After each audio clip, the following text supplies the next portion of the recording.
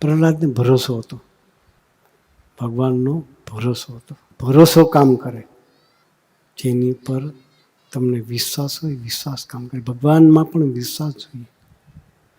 વિશ્વાસ ના હોય તો કામ ના થાય. જેને જેનો આશરો એને એની લાજ. એમ આપણે ભગવાનના આશરે બેસીએ તો ભગવાન આપણી બધી ચિંતા કરે. વિશ્વાસ જોઈએ. પ્રહલાદને વિશ્વાસ હતો ભગવાનમાં. એટલા બધા વરદાન લઈને ફરનાર હિરણ્યકશિપુ પણ ભગવાનના ભક્તોનો દ્રોહ કર્યો તો ભગવાને થાંભલામાંથી પ્રગટ થયા. કયું રૂપ લીધું?